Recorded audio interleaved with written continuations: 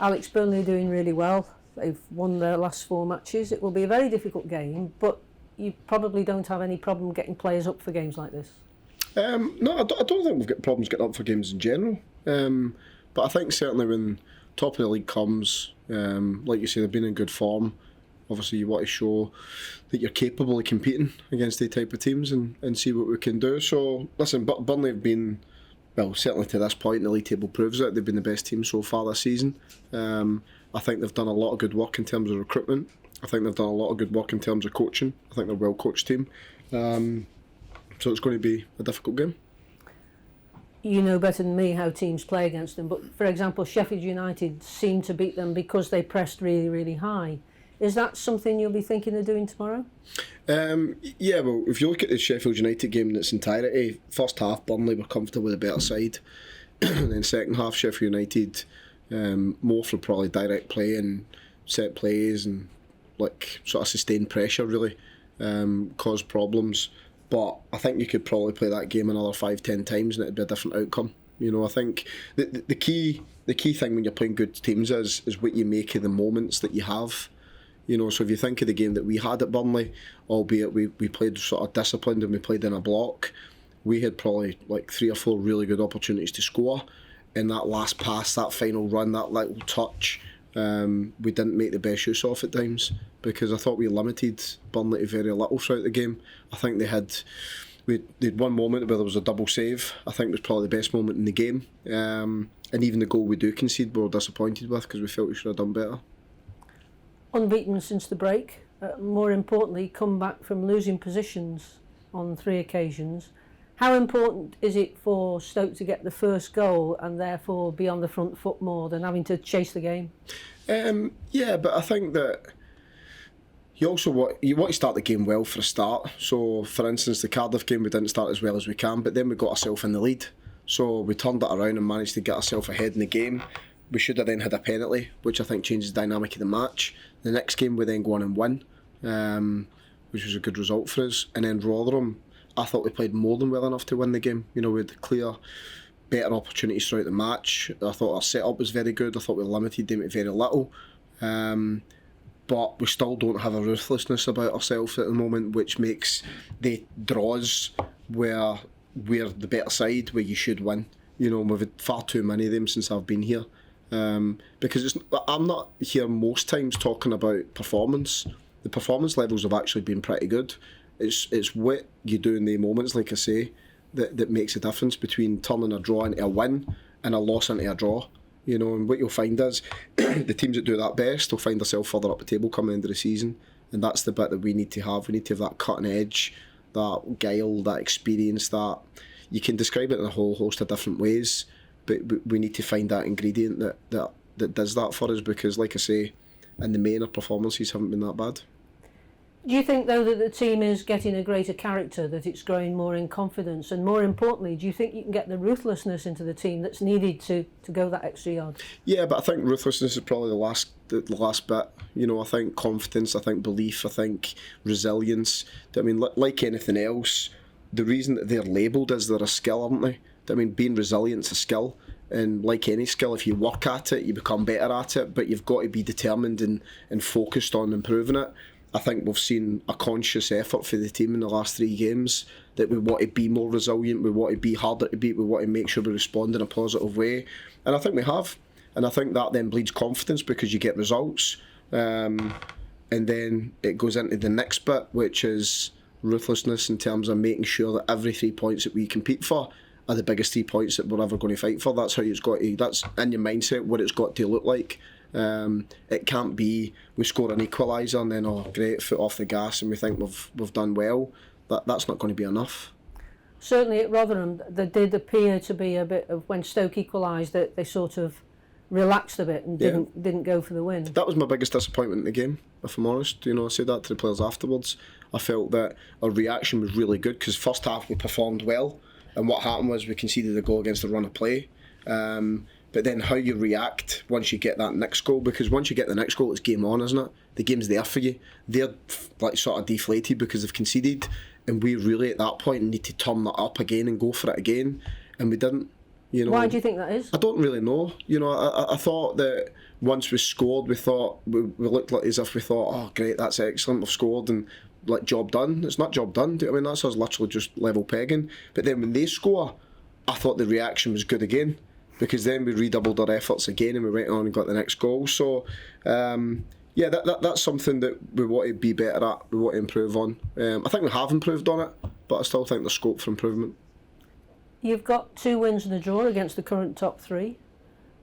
Why do you think it is that the team play better against teams in the top half or near the top of the league than in the lower half? Is there a reason, do you think? I don't think that's the case, Ange. I really don't, because I know if you look at the 2 Rotherham games, we couldn't have played much better in both games, so I don't think that's a fair analysis of the matches, because if you look at the stats against Burnley at Burnley and you look at the stats in both Rotherham games, we played considerably better against Rotherham.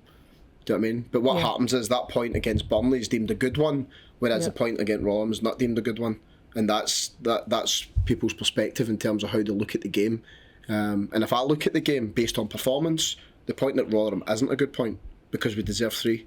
So whereas the point at Burnley, because they did have more of the ball, they did have more territory, does become a good point. So I don't think that we perform better against the better teams. I think that there's maybe the looseness that we maybe have against some of the lesser teams, because we don't deem them to be as threatening as the bigger teams. We're probably a bit more diligent in our work. We're more sort of anticipating that they're going to be a threat when they attack, whereas you've got to have that against all the teams, because this league shows that anybody can beat anybody, and it only takes a moment in a game for you to lose points, and well, we've done that in too many occasions. When you look at the positives, one of the main positives recently must be that Tyrese has managed to play 3 games without any break, which is the first time he's done that since his serious injury. Yeah. But he's also looking like the player he was before you came to this football club.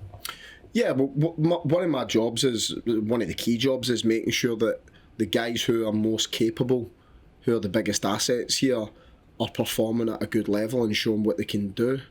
And Tyrese Campbell, in my opinion, has got some really good qualities. And I agree with you. I think in the last 3 games he's starting to show a consistency which he probably hasn't shown that often before. And if Ty wants to be a top player, which he's got the capability of doing, he needs to be a consistent performer. You know, and the challenge for Ty is, can he do it again tomorrow? Can he do it again the following week? Can he do it again the following week? You know, because there's some players that can turn up and play well from time to time, but the best players do it more often than not. You know, and consistency is absolutely key. And he's getting to an age now as well where I'm giving him a consistent run in the team. So it's not as if he's in and out and he's not quite sure when he's playing and all that. I mean, he's getting a consistent run. And he's getting a consistent run based, what I will say, on what he's doing. So it's not as if I'm doing him a favour. I'm putting him into the team because he deserves to be in the team, because he's done really well. And we're hoping that continues. Managers never switch off. You probably get a bit of time to relax, but you never switch off. You're always thinking, looking past over this past year since you've been here, what do you think are the biggest improvements that the team has made? It's difficult for me to answer that question. The reason it's difficult is, what am I comparing it to? Do you know what I mean? So when you say from day one, when you got here, to now.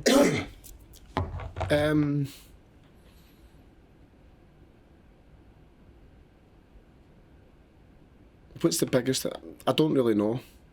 It's hard for me to come up with something where I'm going to go specifically that, because I think there's a good understanding of what we're doing and how we're trying to do it. I think that as a squad, and I've said this on numerous occasions, so this isn't the first time, I think we need more variation in terms of the type of player that we've got. I think that we're very sort of one-dimensional in terms of what we've got available and how we can play. But I think the lads are, well, I think like Tyrese Campbell, for instance, I think he's making really good strides forward in terms of improving. I think that Harry Souttar's been excellent since he came back. I think if you look at guys at the other end of the spectrum, I think that Phil Jagielka's been a really good solid performer for us.